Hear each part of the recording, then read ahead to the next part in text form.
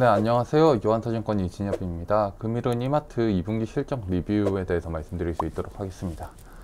네, 이마트입니다. 2분기 실적 영업적자 120억 기록해서 컨센을 하회하긴 했는데, 사실 2분기 같은 경우에는 워낙 이익의 뎁스가 얕습니다. 이유는 보유세랑 재산세를 내는 분기이기 때문이죠. 그래서 사실 적자 그 자체가 중요치는 않고요. 그리고 다른 애널리스트들은 이미 100억 정도의 적자를 낼 수 있다라고 이미 시장 기대치가 떨어져 있는 상황이었기 때문에 100억 적자 는 게 그렇게 크게 중요하진 않을 것 같습니다.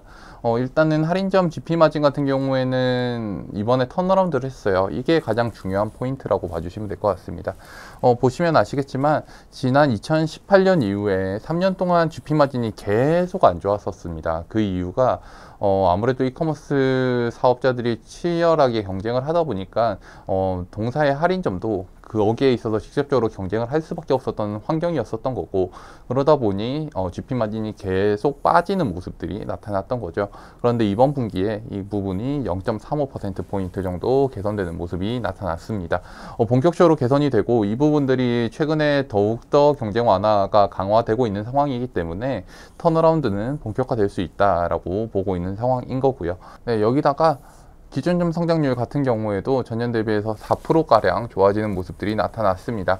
사실 3분기에는 더 좋아질 수 있을 것 같아요. 이유는 전년도 9월달이 재난지원금 기저가 굉장히 낮아져 있는 상황이기 때문에 여전히 동사의 기준점 성장률은 연말까지 계속 우상향을 할 가능성이 크다라고 봐주시면 될 것 같습니다.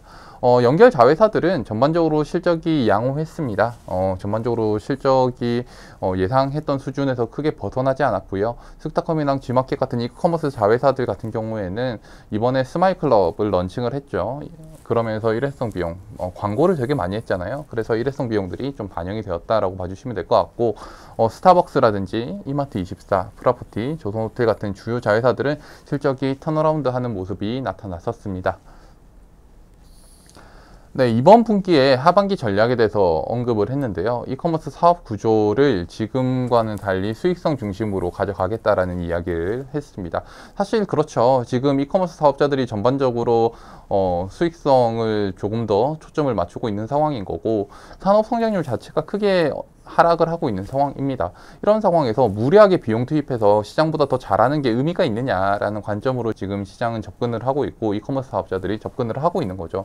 왜냐면 이게 마케팅 비용 태워서 이렇게 잘해봐야 사실은 종국에는 시장 성장률에 따라갈 수밖에 없는 부분이기 때문인 거고요. 그리고 전반적으로 아무래도 돈이 없는 이커머스 사업자들, 적자 사업자들이기 때문에 매크로 환경상 지금 돈을 땡기기가 쉽지 않다라는 부분도 어려움이 있는 상황이라고 봐주시면 될 것 같습니다. 이런 상황이기 때문에 체질 개선을 일단 한번 하고 가는 게 중요한 거죠. 그래서 동사도 캐파와 확장에 있어서 속도 조절을 좀 하면서 물류 효율화를 진행을 하려고 하고 있습니다.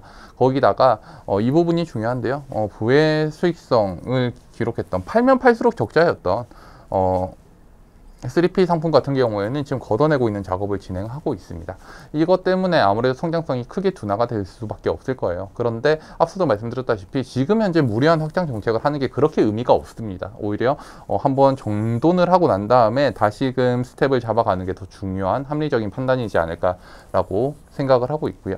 이를 통해서 지금 일단은 스타컴 같은 경우에는 지금 뭐 작년 4분기, 3분기 같은 경우에 분기당 400억씩 적자를 냈었는데 이게 200억 수준으로 떨어지지 않을까라고 예상을 하고 있습니다.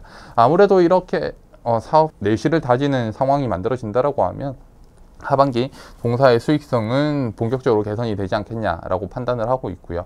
이런 부분들을 감안해서 이제는 이마트를 조금 볼 때가 되었다라고 보고 있습니다. 그래서 동사는 당사의 차선호주 의견을 유지를 할 수 있도록 하겠습니다. 그리고 사실 뭐 아까 말씀드렸던 것처럼 기준점 성장률이 좋았고 GP 마진도 턴어라운드를 했는데 별도단의 판관비 이슈 때문에 조금 실적이 부진했었죠. 그렇기 때문에 그 부분들을 조금 하향 반영했습니다. 제 실적 추정치가 조금 더 너무 과소평가가 되어 있었던 것 같다라는 생각을 해서 하향 반영을 했고, 그에 따라서 목표 주가는 소폭 하향을 합니다. 네, 이 정도 말씀드릴 수 있을 것 같습니다.